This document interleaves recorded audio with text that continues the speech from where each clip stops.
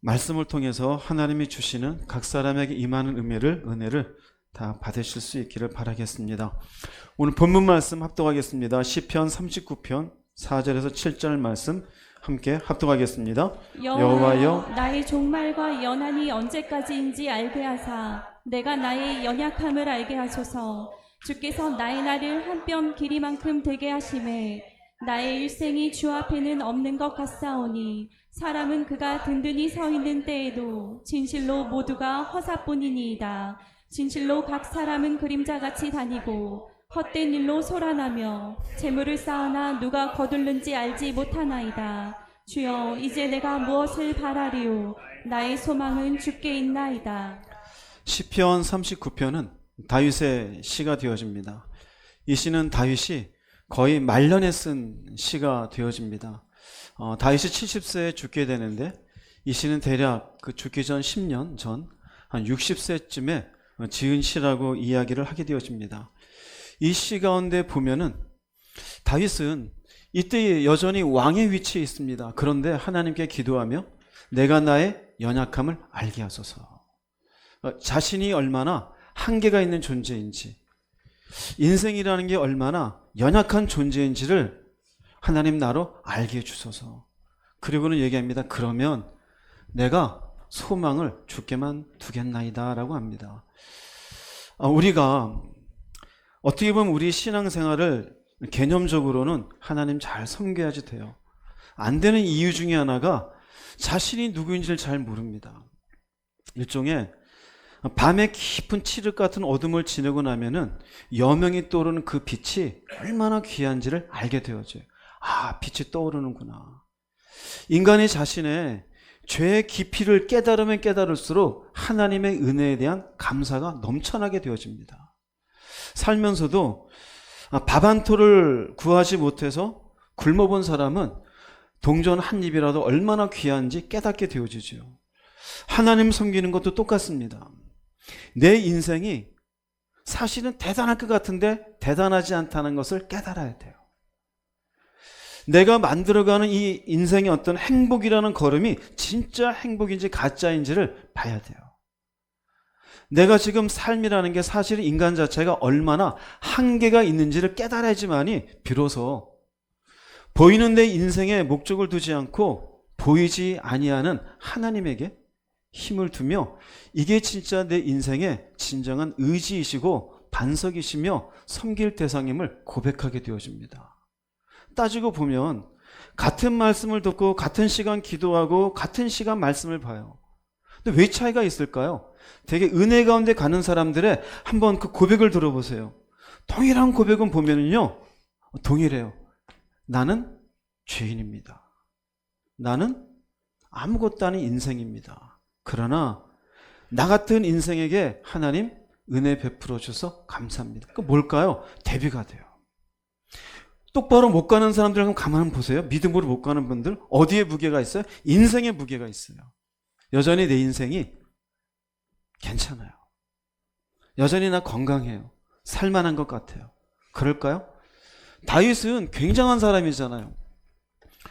여기에 말하는 나의 종말과 연한이라는 것은 내가 언제 인생이 끝나는지 죽음을 알려달라 이거예요. 왕의 위치에 있음에도 불구하고 내 연약함을 알게 하소서. 이럴 왕이 있을까요? 다윗은 왕의 자리에 있는 동안 전쟁에서 져본 적이 없는 사람이에요. 왕의 위치에 있으면서 그 이스라엘 전체를 자신이 완전히 통일한 사람이에요. 우리나라의 거의 옛날 고구려의 광개토 대왕 같은 사람. 어마어마한 사람이에요. 그런데도요, 나의 연약함을 알게 해달래요. 우리가 우리 스스로 내가 누구인지를 깨닫기 힘드니 성경에 이런 말씀이 기록되어 있어요. 이런 말씀을 통해서 하나님의 지혜를 얻을 수 있기를 주의 이름으로 축복합니다. 나는 열심히 인생에 목적을 놓고 살아가요. 근데 다윗에 의하면은 아니라는 거예요. 오로지 하나님에게 둬야 돼요. 근데 우리가 안 두잖아요. 잘못된 인생관이에요. 자신이 얼마나 한계 있는 인간인지를 아직 깨닫지 못해서 그래요. 다윗이 하나님 앞에 나 좀 알게 해주세요 그러고 5절 6절은 하나님 앞에 깨달은 것으로 인하여서 고백한 내용이에요. 이 내용과 그 다음 주를 바라보나이다는 이 내용에 대해서 함께 이 말씀을 나눌 때 여러분에게 하나님의 성령께서 깨우침을 주시기를 주의 이름으로 축복합니다. 하나는 다윗이 하나님부터 깨달은 것은 인생은 살아보니 한 뼘 길이만 하다예요. 시편 39편 5절 말씀 읽어보겠습니다. 주께서 나의 날을 한 뼘 길이만큼 되게 하심에 나의 일생이 주 앞에는 없는 것 같사오니. 이때 쓸 때 60세쯤 되었습니다. 60세만 되어도 그 당시로서는 장수한 거예요. 평균적으로 45세 오시면은 웬만한 이스라엘 사람들은 평균 수명이 그랬어요. 60세면 그냥 할아버지입니다. 이때 60세에 깨닫는 것은 내 인생이 60년 살았는데 한 뼘 길이라는 거, 한 뼘 길이. 뭐 15cm? 아무것도 아니라는 거죠. 그러나 그것도 하나님 앞에는 없는 것 같대요. 왜 그럴까요? 하나님이 영원하시잖아요.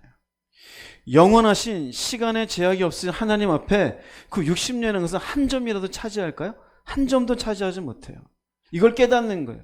내 인생이 있는 것 같은데 짧게 지나가 없는 것 같습니다. 여러분 이걸 깨달으려면요, 젊은 사람들은 잘 못 깨달아요.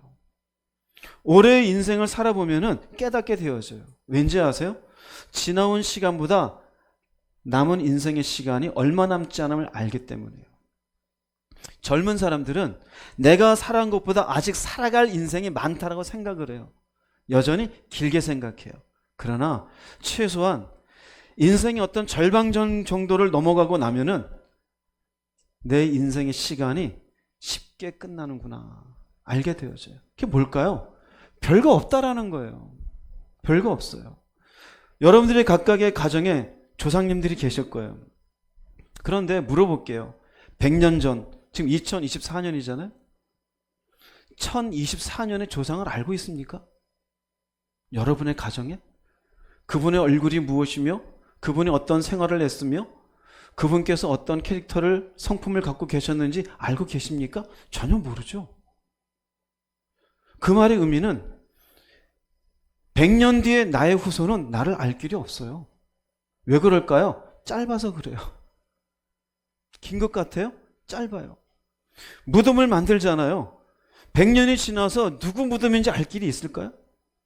제가 봐도 무덤은 아무 의미도 없어요. 인생은 하나님이 다윗을 깨닫게 해줬어요. 대단하게 아직 남아있는 인생을 향해서 우리는 보험도 들고 미래 노후를 계획하고 아직 많이 남았잖아 그러잖아요. 70 넘으신 분들 어때요? 인생이 긴 것 같아요? 짧은 것 같아요? 김광숙 권사님? 짧죠? 짧죠? 윤승준 권사님 짧아요? 길어요? 되게 길어요? 짧아요. 20대기 물어보면 되게 길어요. 아직 남아있는 것 같으니까. 생각해 보십시오. 인생은 한 뼘 길이만 하다. 다윗의 고백이에요. 그 당시에 장수했었던 다윗이 봐서는 이건 하나님 앞에 없는 것과 같다라고 합니다. 두 번째 다윗이 깨달은 것은요, 인생이 든든히 서 있는 것 같아도 허사뿐이다. 39편 5절 다시 읽어보겠습니다. 주께서 나의 날을 한 뼘 길이만큼 되게 하심에 나의 일생이 주 앞에는 없는 것 같사오니 사람은 그가 든든히 서 있는 때에도 진실로 모두가 허사뿐이니이다. 든든히 서 있는 때, 든든히 서 있는 때는요, 웅진 형제님, 전성기를 의미합니다. 인생마다 전성기가 있죠. 잘 나갈 때, 돈 많이 벌 때, 어떤 권력의 정점이 있을 때, 세상 사람들이 막 잘한다고 칭찬해 줄 때. 그런데 뭐라 그래요? 허사래. 허사는 헤벨인데요, 숨결이래요. 잠깐 숨 쉬는 것 같아요. 그런데 들이마시지 못하면 없어요. 뭐가 있습니까? 없어요. 헛되대요. 든든히 서 있는 인생의 전성기조차도 순식간에 사라진 숨결과 같다. 이게 인생이에요. 인생이에요. 근데 우리는 어때요? 이 전성기를 향해서 막 모든 걸 쏟아요. 근데 다윗이 깨달은 인생이 하면은 그래봐야 그거는 무엇이다? 헛것이라는 거, 헛것이라는 거예요. 다윗은 생각해 보세요. 지금 위치가 어느 위치에 있어요? 왕의 위치에 있어요. 전성기일까요? 아닐까요? 전성기예요. 그런데 깨달았어요. 그래봐야 이건 지나가고 마는 것이다. 지나가고 마는 것이다. 역사의 위인들을 보세요. 우리가 잘 아는 이순신 장군, 세종대왕, 하다못해 예전에 알렉산더 대왕, 시저 다 어디 갔습니까? 숨결이에요. 요즘은 정치인 얘기 나오면은 한동훈 씨, 이재명 씨 얘기가 나와요. 제가 20, 30대에는 삼김 시대라 그랬어요. 다 아시잖아요. 김종필 씨, 김대중 씨, 김영삼 씨. 다 한 자락씩 했어요. 대통령, 총리까지 다 했어요. 근데 지금 어떻게 돼 있어요? 숨결이에요. 없어진 거예요. 그런데 우리는 어떤 인생을 살아요? 이 전성기가 영원할 줄로 생각해요. 과연 그럴까요? 그것을 붙잡고 살아요. 아니요. 다윗이 깨달은 건 내가 왕에 있지만 이 전성기조차도 순식간에 지나갈 것이다. 그 인생이 내가 이것을 붙잡고 산다는 게 얼마나 의미가 없어요. 이 숨결을 놓고 붙잡는다는 게. 사람들의 찬사를 받는 거 얼마나 허망해요. TV를 보면 아이돌들 연예인 나오잖아요. 한순간이잖아요. 잠깐 지나가면 그 인기라는 것도 사라지잖아요. 근데 거기에 목을 매요. 얼마나 허망한 일일까요? 아무것도 아니에요. 이게 인생이에요. 다윗이 깨달은. 세 번째, 하나님이 다윗에게 허락한 깨달은 것은 사람이 사는 것 같은데 그림자같이 다닌다 그럽니다. 시편 39편 6절 말씀 읽겠습니다. 진실로 각 사람은 그림자같이 다니고. 인생을 그림자가 표현했어요. 참 기가 막힌 표현이에요. 그림자라는 말은 체렘이라는데요. 환영이에요. 착각이에요. 환영이라는 게 실체가 있어요, 없어요? 실체가 없어요. 나는 실체가 있는 것 같아요. 있는 것 같은데 사실은 있다 없다? 없는 것 그림자. 인생이 그렇다 이거예요. 있는 것 같은데 없어져요. 이거를 예로 들어볼게요. 우리가 길거리를 지나가요. 그 지나가는 사람들의 이름을 알아요? 그 사람이 뭐 하는지 알아요? 그 사람이 어떤 생각을 가졌는지 알아요? 몰라요. 지나가면 뭐처럼 지나가요? 그림자에 지나지 않아요. 그럼 그 사람들에게 나는 또 어떻게 비춰질까요? 그림자예요. 내가 뭐 하는지, 내가 무슨 생각을 하는지 알게 뭐예요. 제가 만약 오늘 죽는다면은 이 지구상의 99.9999%의 사람들은 나한테 아무런 관심도 안 가져요. 왜 그럴까요? 그 사람들에게 절하는 사람은 뭐에 지나지 않아요? 그림자에 지나지 않아요. 근데 우리는 어때요? 대단하게 부풀리죠. 내가 대단한 줄 알아요. 그림자인데. 그림자가 한 10m 되는 그림자나 1m 되는 그림자나 차이가 있어요, 없어요? 없어요. 권력을 가진 그림자와 저 길에서 돈 좀 주십시오라는 거지의 그림자와 차이가 있을까요? 차이가 있어요, 없어요? 차이가 없어요. 차이가 없어요. 그런데 우리는 그림자에 지나지 않은 인생을 대단한 의미를 두고 이 그림자에 붙잡혀 살아요. 그러나 다윗이 하나님이 주신 해안으로 깨달은 건 자기는 왕임에도 불구하고 생각해봐요. 왕이라고 지나가면 사람들이 왕이시여 그러잖아요. 다윗의 마음속엔 그래봐야 나는 그림자지. 그래봐야 나는 그림자지. 내가 지나간 뒤에 저들에게 내가 무슨 의미나 있을까? 아무 의미 없어요. 하다못해 여러분들이 어려서 할아버지 했지만 시간이 지나고 난 뒤에 그분을 기억하고 생각하며 존중하고 그럽니까? 그분도 그림자예요. 그런데 희한하죠? 우리는 나를 굉장한 걸로 인정해요. 나라는 사람에 대해서. 성경 안에서 보면 각 사람은 사는데 그림자같이 다녀요. 그 다음에 다윗이 깨달은 인생관, 네 번째는 인생이란 내가 살아보니 헛된 일로 소란하더라 그럽니다. 헛된 일로. 39편 6절 말씀 읽어보겠습니다. 진실로 각 사람은 그림자같이 다니고 헛된 일로 소란하며. 헛되냐 이 말도 똑같아요. 해벨이란 일인데 해벨이 헛된 숨결이에요. 조금 전에 얘기했죠. 헛된 일이 되면 공허한 일이에요. 한번 숨 쉬면 사라지는 같은 숨과 같은 일. 그 순간은 굉장히 중요하다 여겨요. 그런데 지나고 나니 별것도 아닌 일이에요. 어떻게 합니까? 이런 공허한 일로 뭐하고 살아요? 소란스럽게 살아요. 여기 소란하다는 의미는요, 으르렁거리다요. 서로 잡아먹을 듯이 으르렁거리며 싸우는 모습이에요.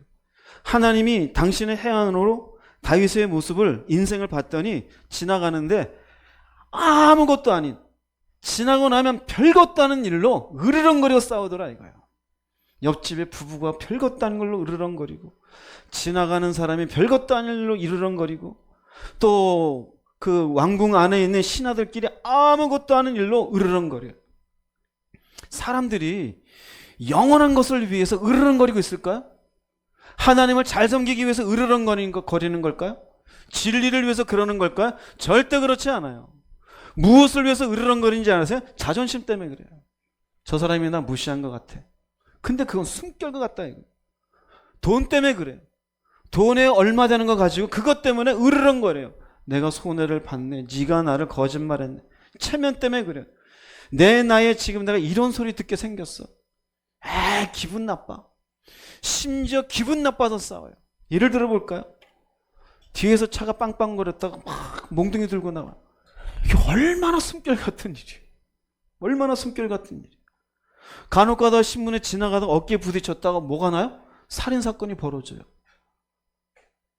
이게 얼마나 웃긴 일입니까? 뭘까요? 소란한 일이에요. 여러분들이 부부간에 부부 다툼이 많이 있잖아요. 가만 생각해 보세요. 정말 진리를 놓고 싸워본 적 있습니까? 영원한 것을 위해? 없죠. 되게 뭐예요? 별것도 아닌 일이에요. 지금 지나보면 기억이나 하세요? 기억도 잘 안 나죠? 인생이 뭘까요? 헛된 일이에요. 이걸로 으르렁거리고 싸워요. 네가 낫네, 내가 낫네, 내 말이 맞네, 네 말이 맞네. 이건 이렇게 저건 저렇게 해야지. 별것도 안 했냐. 왜 기분 나쁘게 그런 말을 하느냐. 이건 왜 안 치우느냐. 왜 양말은 뒤집어 놨느냐. 왜 건조기에서 안 뺐느냐. 애를 좀 만지면 어떠냐, 안 만지면 어떠냐. 옷을 왜 그따구로 입혔냐, 안 입혔냐. 머리는 어디 가서 했느냐. 돈을 왜 그렇게 쓰고 돌아다니냐. 마트. 이게 전부 다 그래요, 안 그래요? 저희 집이 그렇다는 얘기가 아니에요. 여러분들이 처음 듣는 얘기처럼 저를 쳐다보는데 여러분 얘기잖아요 지금. 예. 여러분 얘기잖아요. 헛된 일로 소란이에요. 헛된 일로. 아무것도 아니에요. 수만 번 쉬면 지나가는 것처럼 아무것도 아닌데 싸운다는 의미는 뭡니까? 그래 봐야 공한 일이다 이거예요. 그게 영혼과 뭔 관계가 있어요? 구원과 뭔 관계가 있어요? 관계가 있어요? 오늘 내가 그 사람과 싸워서 이긴다고 관계가 있어요? 내 자존심이 세워지는 걸로 구원과 관계가 있어요? 아무 관계가 없어요. 인생을 다윗이 하나님이 주신 해안으로 보니 쓸데없는 거예요. 밑에 신하들도 얘기하는데 보니까 또 라인이 있을 거 아니에요. 그 라인에 의하면 아이고 저것들이 쓸데없는 일로 싸운다. 지금 우리나라 정치도 그렇지 않아요? 특검을 해라 마라 뭐 이거를 올린다 안 올린다 법사위원장을 누구 안에 만에 하나님을 가만 보면 어떻습니까? 한 번 숨 쉬면 사라지는 것 같은 일들을 놓고 목숨을 걸고 으르렁거리고 있어요. 인생이 이렇게 헛된 일로 소란스럽다 이거예요. 다섯 번째로 인생에 대해서 다윗이 깨달은 것은요, 재물을 쌓으나 누가 거둘는지 알지 못한대요. 시편 39편 6절 말씀 읽어보겠습니다. 진실로 각 사람은 그림자같이 다니고 헛된 일로 소란하며 재물을 쌓으나 누가 거둘는지 알지 못하나이다. 어떻게 보면 이 땅은 저 때보다 더 할 거야. 사람이라는 게 늘상 무엇인가를 물질을 쌓아놓고 그것으로 스스로 안심해요. 이제 되었다. 왜 그럴까요? 불안하기 때문에. 돈이 있으면 내 미래가 보장되는 것 같아요. 물어볼게요. 돈을 쌓아놓고 그렇게 쌓아놓고 쌓은 돈을 다 줬고 10원 한 장 남김없이 이제는 다 썼으니 죽자라고 죽는 분 봤습니까? 다 써요? 못 써요? 못 써요. 재물을 왜 열심히 살아요? 근데 다윗이 봤어요. 그랬는데 누가 거두는지 알지를 못해요. 그 재산은 누구의 것인지 알 수가 없어요. 알 수가 없어요. 열심히 쌓았는데 그 쌓은 걸로 둘째가 쓸지 셋째가 쓸지 모른다라는 거예요. 제가 그동안 장례를 다니면서 한 군데 장례 예배를 드리다가 예배를 중간에 마치고 그만둔 예가 한 번 있었어요. 예배를 드리고 찬양하는데 갑자기 소주병이 휙 날라갔어요. 때려쳐! 예배가 됩니까? 장례 예배인데. 네. 금방 이제 쭈꾸미가 되어가지고 나왔죠. 알고 봤더니 형제간에 아버지 남겨놓은 상속 문제로 싸움이 있었어요.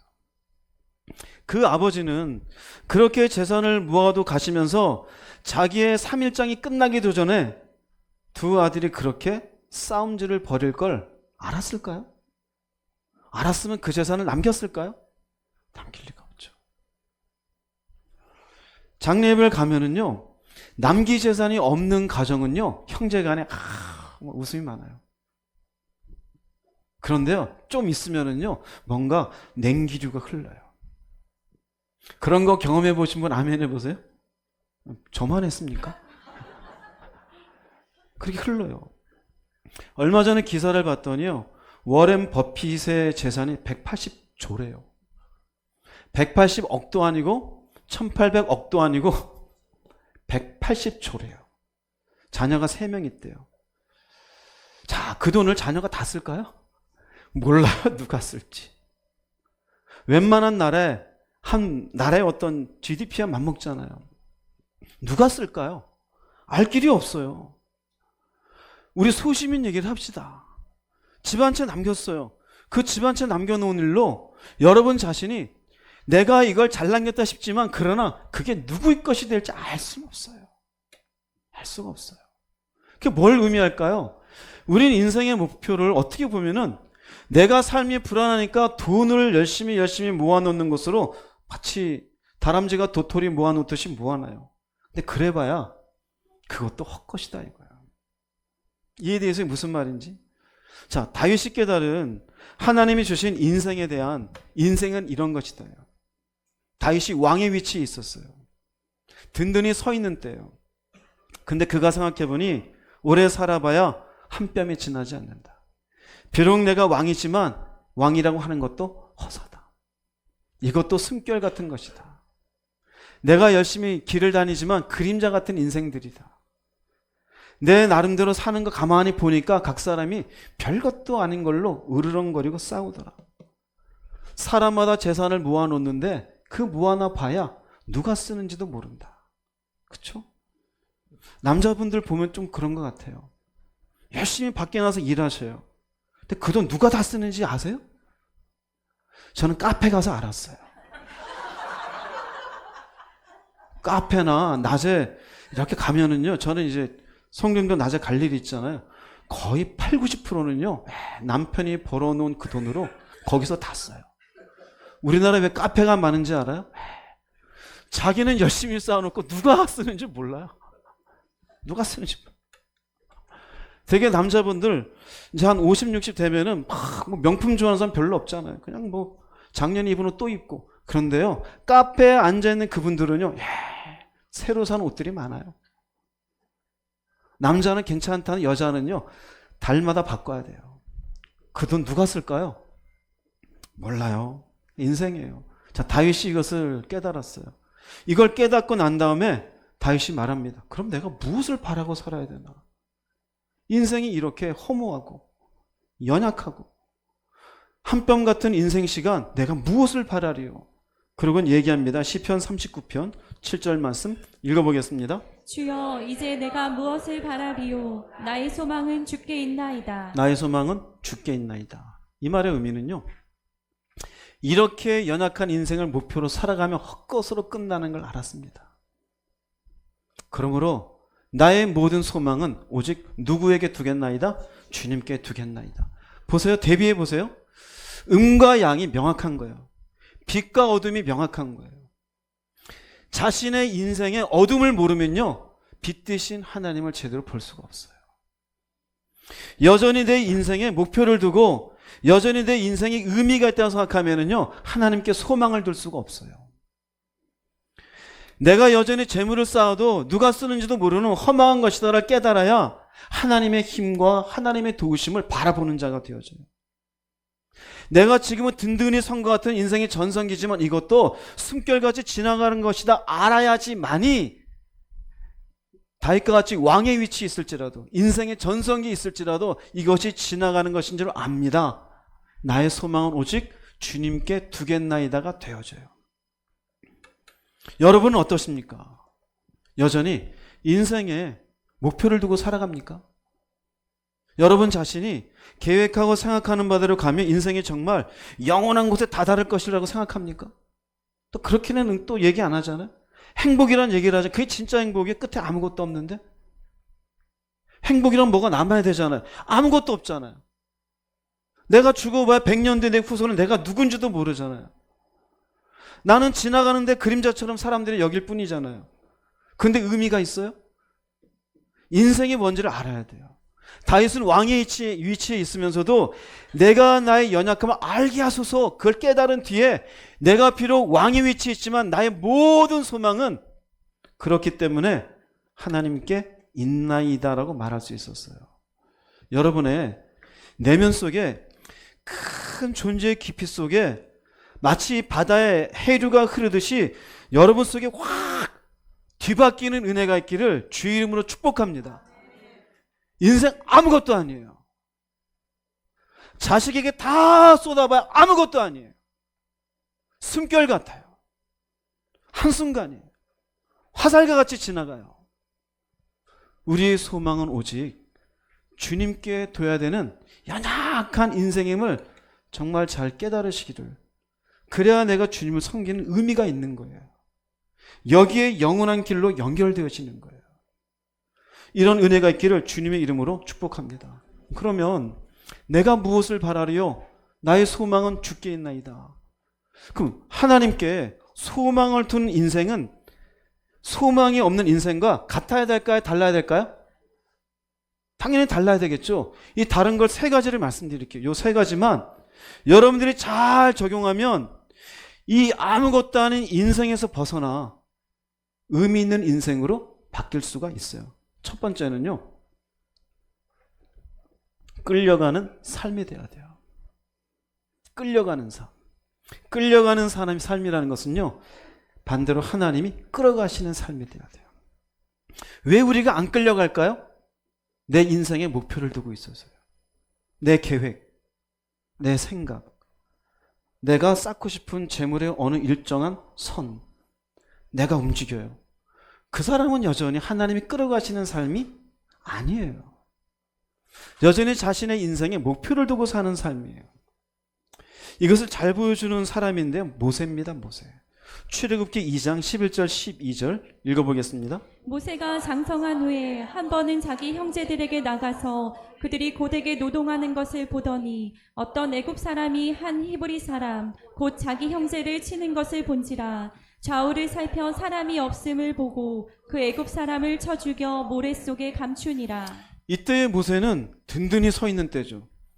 바로의 양아들로 있으니 권력의 정점에 있잖아요. 한참 힘을 쓸 수 있는 40세였습니다. 애굽에 있는 모든 학문을 익히고 있는 재능 있는 사람입니다. 이때 히브리 사람을 위해서 자기 스스로 앞에 나섭니다.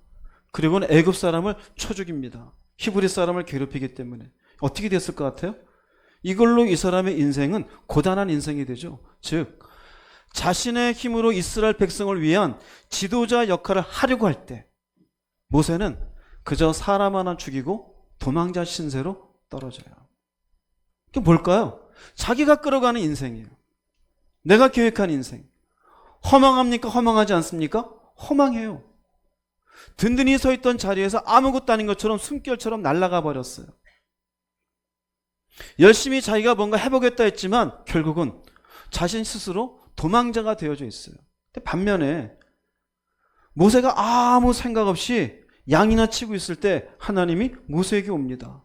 그리고는 애굽 사람들에게서 이스라엘 백성을 이끌라고 그러죠. 출애굽기 3장 11절 12절 읽어보겠습니다. 모세가 하나님께 아뢰되 내가 누구이기에 바로에게 가며 이스라엘 자손을 애굽에서 인도하여 내리이까. 하나님이 이르시되 내가 반드시 너와 함께 있으리라. 내가 그 백성을 애굽에서 인도하여 낸 후에 너희가 이 산에서 하나님을 섬기리니 이것이 내가 너를 보낸 증거니라. 네, 하나님이 모세를 이끌어 가시죠. 지금 그죠?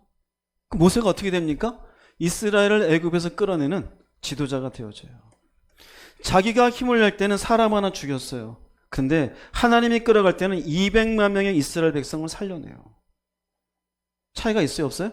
차이가 있어요. 내가 생각하는 기준, 내가 생각하는 계획, 인생은 이런 거야. 이럴 때 우리가 무엇을 모아놔야 돼? 돈이 있어야 돼. 힘이 있어야 돼. 그래 봐야 결국 사람 하나 죽이는 것으로 도망자예요. 그런데 하나님이 끌어가시는 인생이 될 때 의미 있는 인생이 되어져요. 이것을 우리에게 잘 보여주는 말씀이 있어요. 노아 때입니다. 예전에 한번 말씀드린 적이 있는데 하나님이 노아에게 방주를 만들려고 그러죠. 창세기 6장 15절 말씀 읽어보겠습니다. 내가 만들 방주는 이러하니 그 길이는 300규빗, 너비는 50규빗, 높이는 30규빗이라. 네, 방주는 테바라 그럽니다. 상자예요. 네모난 상자예요. 상자가 길이가 136.8, 너비가 22.8, 높이가 13.68m. 커요? 작아요? 어마어마하게 커요. 근데 여기에 방주 상자잖아요. 특징이 뭔지 아세요? 엔진이 없어요. 노도 없어요. 닷도 없어요. 무슨 의미일까요? 어디로 갈지도 몰라요. 어떤 속도를 낼지도 몰라요. 어디에 멈출지도 몰라요. 모두 누구한테 달렸어요? 이게 뭘 의미할까요? 인생은 하나님이 끌어갈 때 살아난다는 거예요. 내가 끌어가는 인생에 대해서는 살지를 못해요. 우린 늘상 인간이기 때문에 계산을 해요. 그래서 계산이 안 되면 불안해요. 불안의 그 부위를 누가 책임지실까요? 하나님이에요. 이것을 믿는 자가 인생을 깨달은 사람이에요. 하나님이 나의 인생을 끌어가신 방향대로 내버려 두세요. 멈추게 하는데 멈추세요. 특히 사업하시는 분들 망하는 것 같다. 좋은 마음을 가지세요. 망하면 새 인생을 살 수 있겠구나. 그럼 마음이 편할까 안 편할까요? 편한 사람이 자신의 인생을 끌어가는 게 아니라 하나님께 끌려가도록 내버려 두는 사람이에요. 제가 공부하면서 교수할 기회가 있었어요. 하나님이 하지 말래요. 하나님이 저를 끌어가도록 내버려 두었어요. 그래서 오늘 여러분들하고 얼굴을 바라볼 수 있어요. 제가 원하는 길을 갔으면 어떻게 됐을까요? 어딘가에서 사람은 가르치겠지만 여러분과 저는 아무 관계가 없겠죠. 끌려가게 되어질 때 비로소 그 끌림을 통한 하나님의 일하심이 있는 거예요. 되게 많은 신앙인들이요, 끌려가길 싫어해요. 자기 감정에, 자기 계획에, 인생에 전부 자기라는 사람 속에 초점을 맞춰요. 하나님은 초점 맞추지 않아요. 말은 잘해요. 하나님 인도하신 대로, 하나님의 뜻대로. 근데 그렇게 합니까? 내가 인도하는 대로. 하나님 도우소서. 나의 뜻 가운데 당신의 뜻도 있는 줄 믿나이다. 이게 믿음일까요? 아니요. 제가 반복적으로 얘기하는데 그건 미신이에요. 방주를 보세요. 방주를. 노아가 혹시 여러분 가운데 계획적인 사람 같으면 이제 이 정도 비면은 한 40일 걸리겠구나. 지금 여기에 아라랏산 그래 여기 있지 말고 조금 편한데 저기 내려가서 하나님 좌표를 찍어 드릴게요. 여기에 내려주세요. 그게 믿음일까요? 아니에요. 근데 우린 그렇게 살잖아요. 좌표 찍잖아요.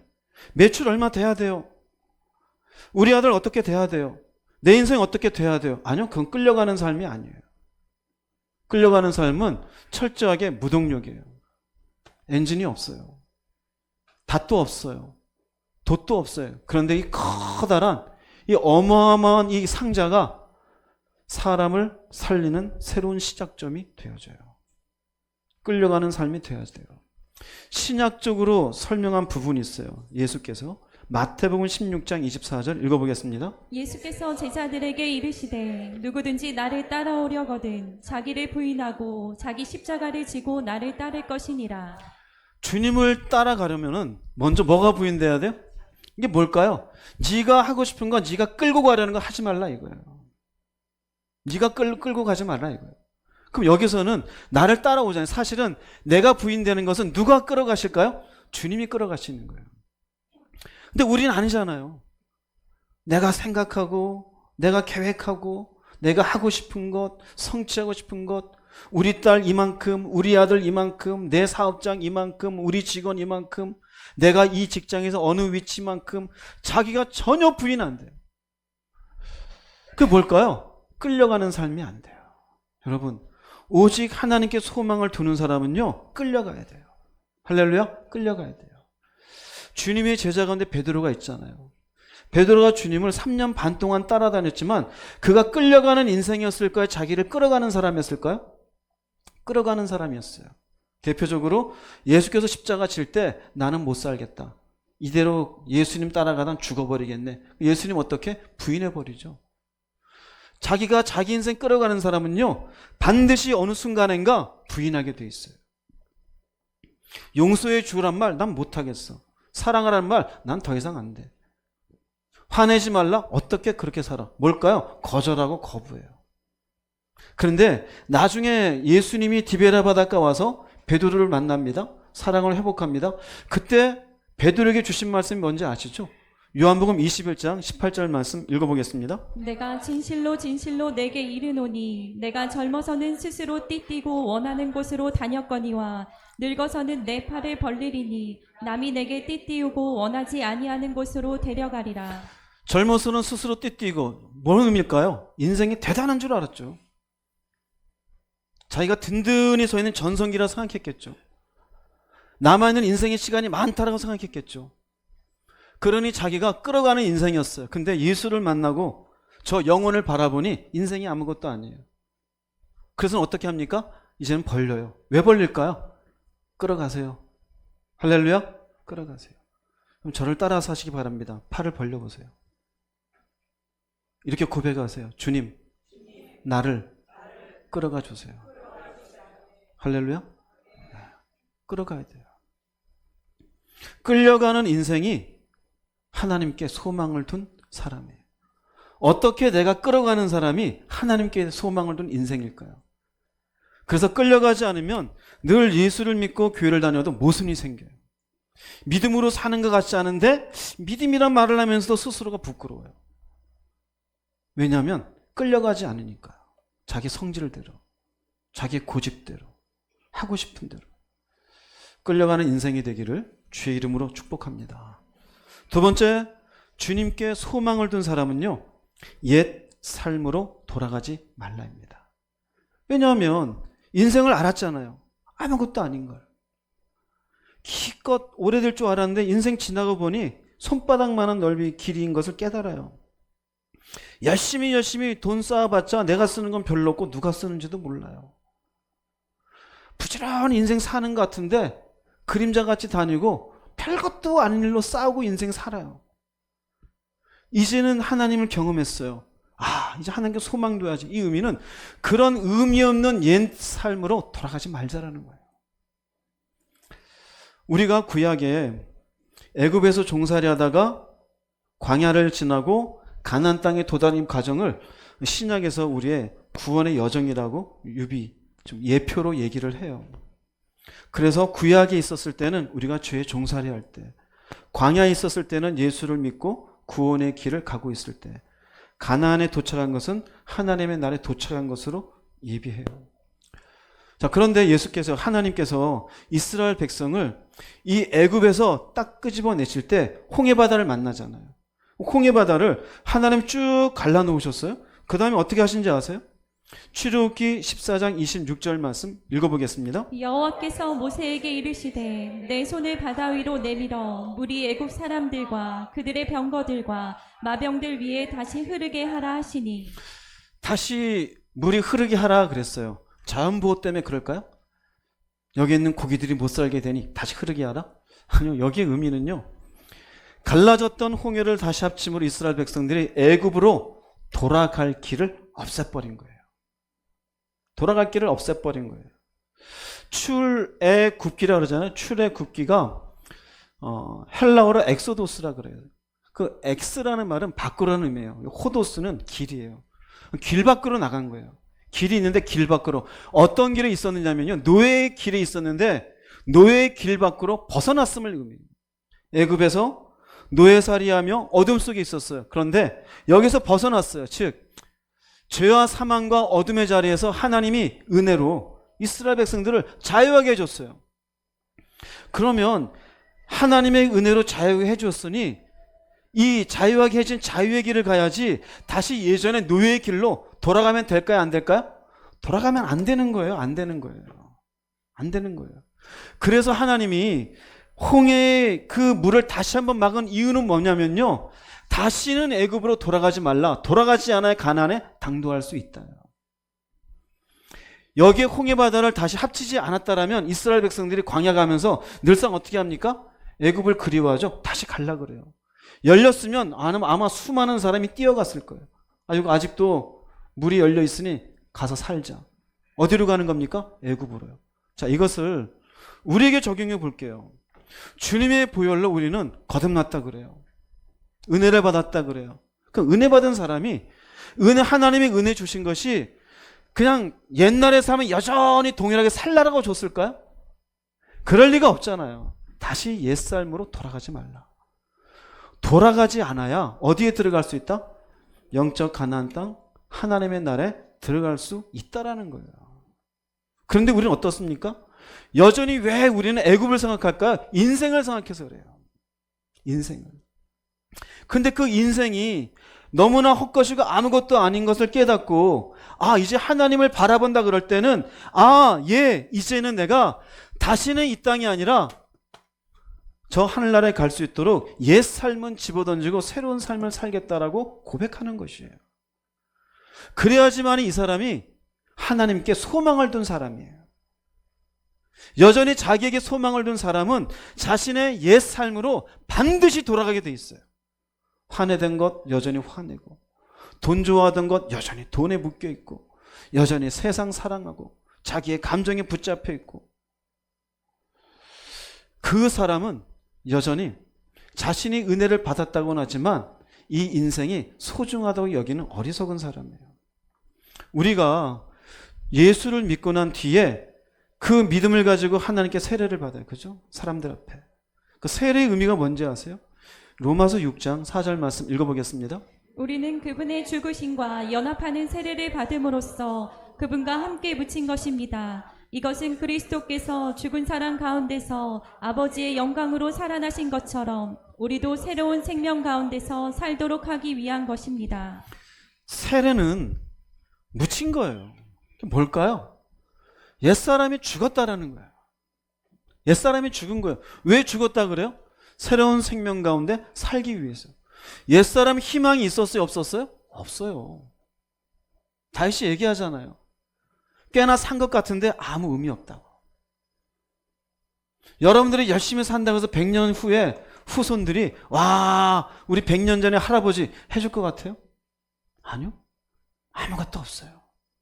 여러분들이 당장 누군가 갈등이 있는 갈등 한번 생각해 보세요. 그게 여러분의 구원과 관계가 있어요? 여러분들이 오늘 아침에도 아마 가정에서 뭔가 트러블이 있을 수도 있겠죠? 그게 진짜 대단한 일인가요? 별것도 아니죠. 왜 트러블이 생겼을까요? 안 죽어서 그래요. 안 죽어서. 옛삶으로 돌아가지 않는 사람이 하나님께 소망을 둔 사람이에요. 왜 그럴까요? 이 땅의 이 인생은 곧 끝나요. 새 생명 가운데 살기 위해서예요.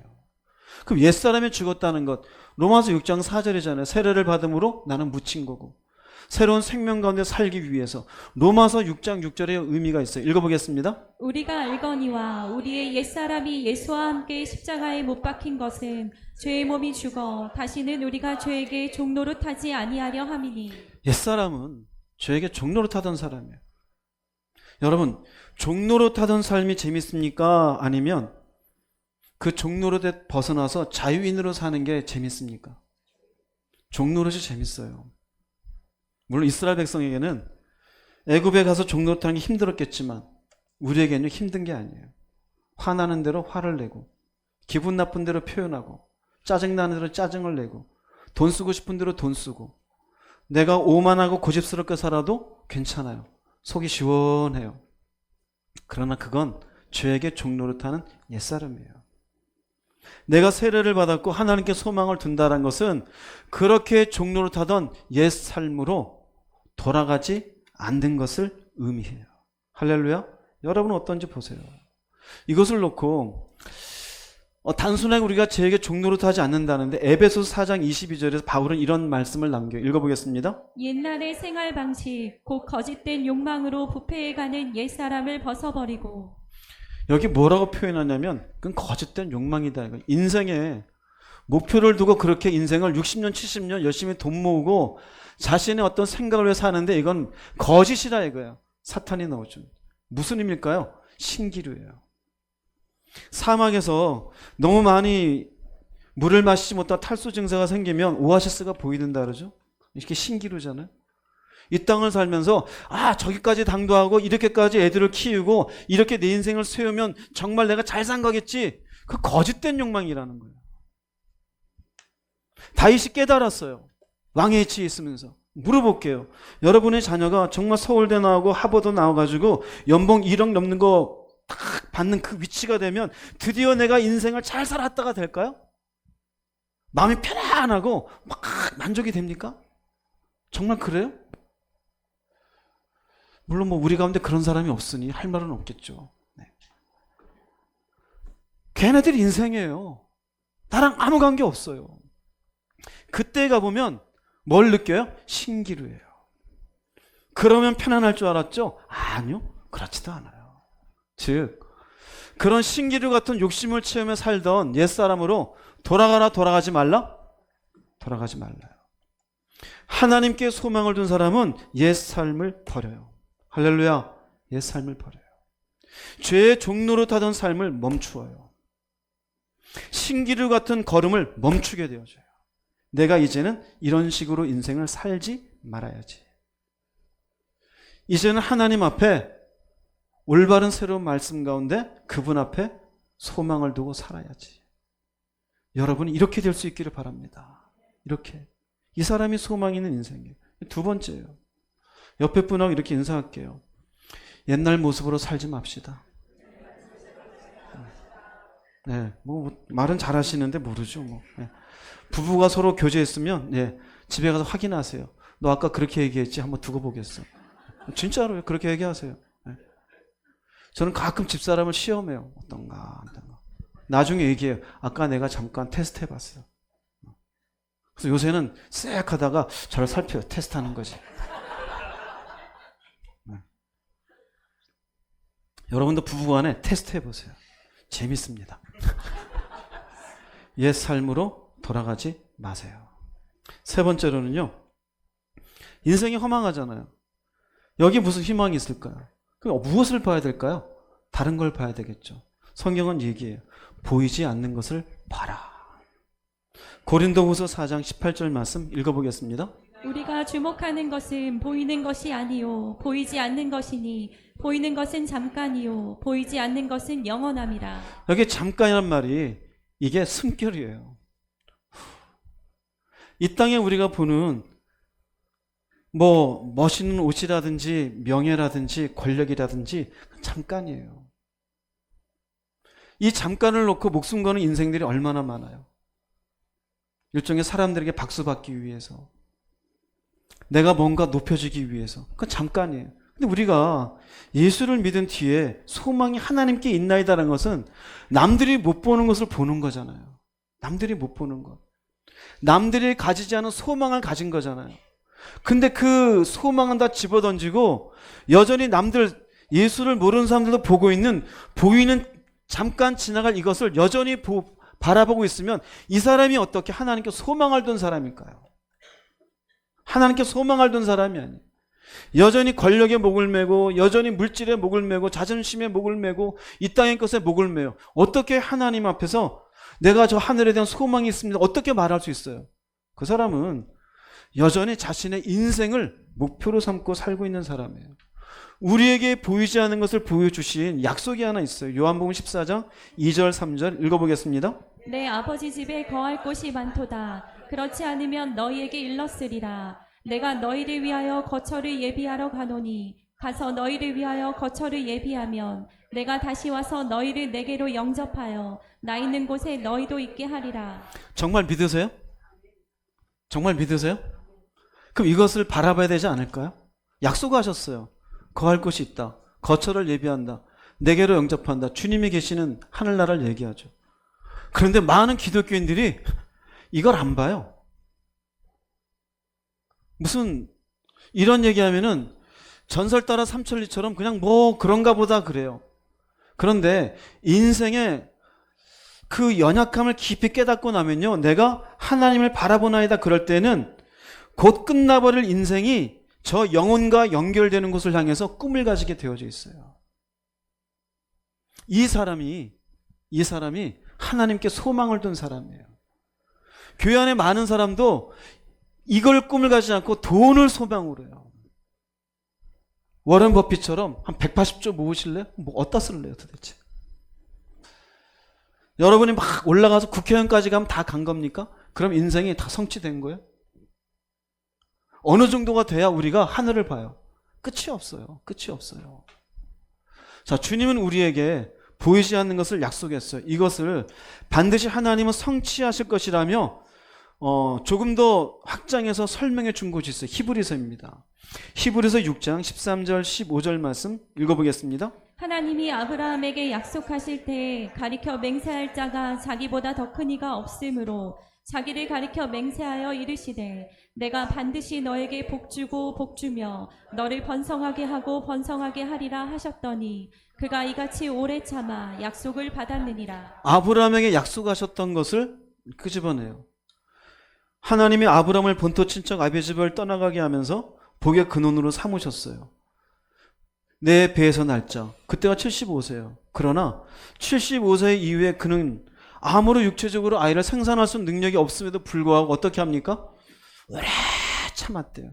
그리고 몇 살 때 아이를 얻어요? 100살 때 얻었어요. 약속을 받았어요? 안 받았어요?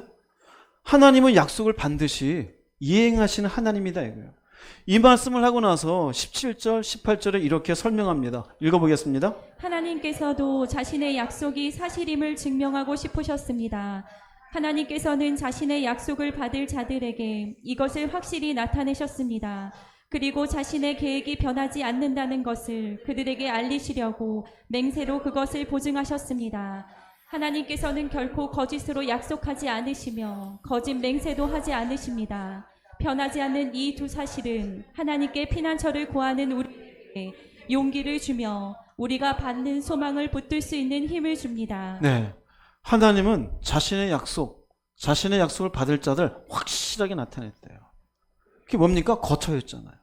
생명이고 하나님의 나라예요. 그분의 계획은 결단코 변하지 않아요. 반드시 그분은 이행하셔요. 그래서 우리들에게 용기도 주시며 소망도 주셔요.